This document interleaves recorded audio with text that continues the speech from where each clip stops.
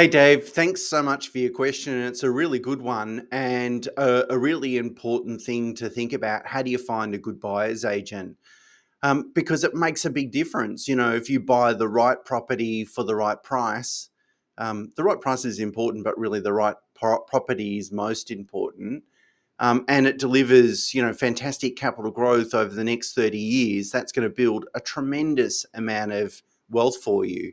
But even a 1% difference in growth rate over a 30-year period is huge in dollar terms. You know, it can be hundreds, literally hundreds and thousands of dollars. So maximizing that is important. And of course, there's things that you can't change about a property, its location, the land size, the amenities around the area, all those sorts of things you've got to live with for the time that you own the property.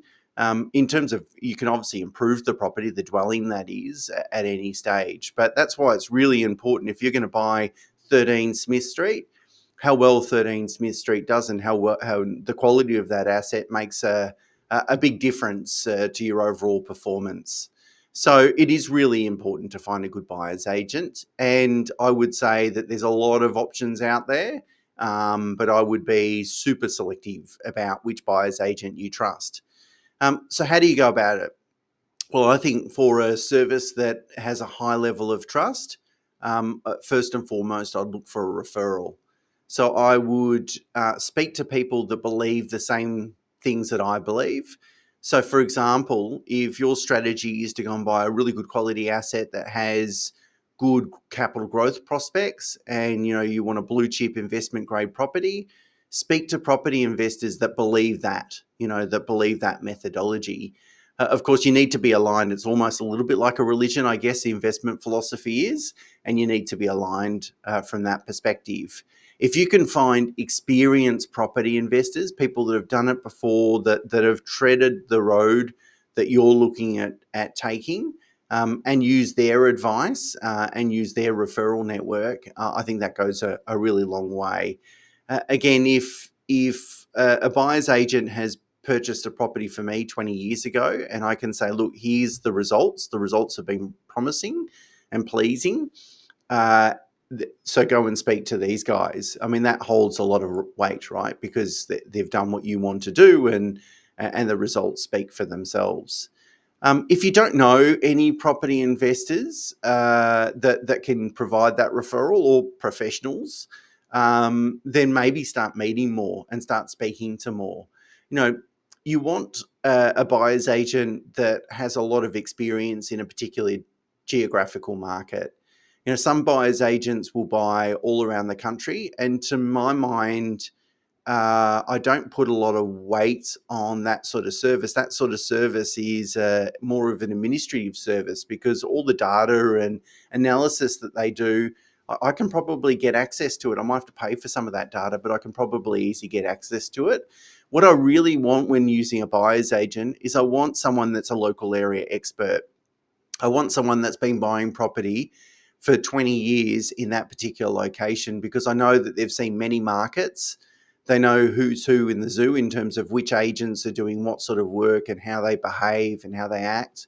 And also, they've been able to watch property buy and sell over the years. And they would know, because property is part science and part art. And the art bit is knowing that the southern side of Smith Street's no good for whatever reason, just doesn't perform, but the northern side of Smith Street works really well as an investment. And there's no checklist or analytical data that's necessarily going to tell you that. I mean, you look at past growth, you might be able to sort of build a bit of a data set around it, but that's the sort of experience that you're looking for. So first and foremost, it's the level of experience the buyer's agent has. The next thing I would look at is how well can they articulate what makes an investment grade property? You know, what attributes are they looking for to be able to bring to you and say, this is the property I think you should invest in. And you want to be, for mine, I'll want to see those attributes articulated in the way that I believe that they should be present. So, strong land value component, scarcity, we look at past performance. We want a logical floor plan, because changing a floor plan can be quite expensive.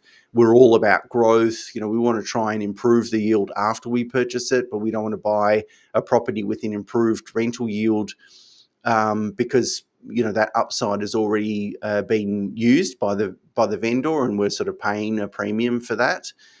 Those sorts of things. So you really want to understand. A lot of buyers agents, or some buyers agents, might give you the spiel that that they can buy properties off the market, that they're good at negotiating, that they'll buy a property cheaper than what you'll buy it for.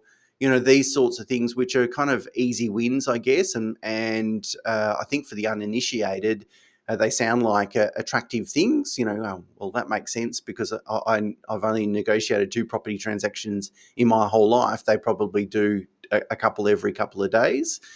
But they're easy. I mean, that should be their basic attributes, I think, that a buyer's agent's going to give you. All buyer's agents are going to have relationships with agents that give them, off-market listings, those sorts of things. What you're really interested in is buying the best quality asset and leveraging their experience. And you want as much experience as possible. Even if the business has been around for a long time, what about the individual that you're utilising and the teams that individual has access to, the team members, I should say, because that makes a big difference as well. So, if the buyer's agent I'm dealing with has 5 years of experience, but their colleagues, have a lot longer experience, that gives me comfort as well. At the end of the day, that's what you're really doing, is paying for their experience, much like when you come to a financial advisor.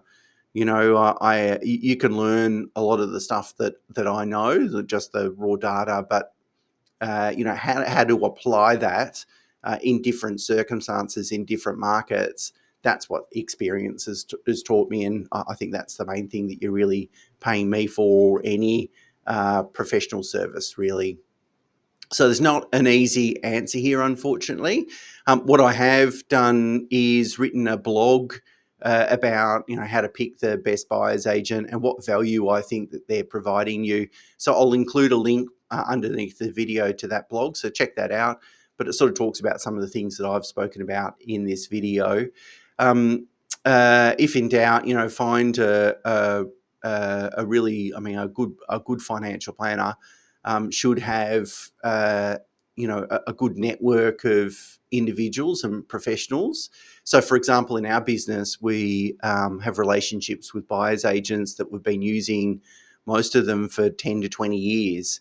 And so we wouldn't keep referring to them, of course, if the results, weren't pleasing for past clients. I think that adds a lot of weight. And we're independent. We don't really, doesn't really impact me personally or commercially which buyer's agent you use. But making sure you buy the right asset is really important, because your strategy is not going to work if you don't buy a good quality asset. Which is why that we spend a lot of time making sure we've got the right professionals in our network to help our clients. It's a lot of prattling on for me. I hope some of that insight is really helpful. Referrals are really the best way to find a professional that you need that has a high trust component, and certainly that's a buyer's agent. Anyway, Dave, thanks for the question, and I hope that helps. Cheers.